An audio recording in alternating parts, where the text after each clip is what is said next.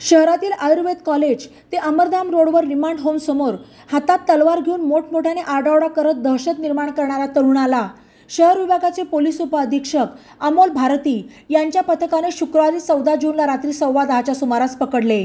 राजेंद्र गोलासिंग टाक वय 31 राहणार संजय नगर काटवण खंडोबा असे पकडलेल्या आरोपीचे नाव आहे। पोलीस उपअधीक्षक अमोल भारती यांच्या आदेशान्वये त्यांच्या विशेष पथकातील पोलीस उपनिरीक्षक Dattatray Shinde, police head constable Suyog Supekar, police constable Sagar Dwarke आणि कोतवाली पोलीस ठाण्यातील पोलीस कॉन्स्टेबल तानाजी पवार, दीपक रोहकले, सुजय हिवाळे यांनी ही कारवाई केली। या पथकाने रात्री 10:15च्या सुमारास तेथे जाऊन तलवार घेऊन फिरणाऱ्या राजेंद्र टाक याला पकडून त्याच्या हातातून तलवार काढून घेतली। त्याच्या विरुद्ध पोलीस कॉन्स्टेबल सागर द्वारके यांच्या फिर्यादीवरून कोतवाली पोलीस ठाण्यात शस्त्र अधिनियम 4/25 प्रमाणे गुन्हा दाखल करण्यात आला।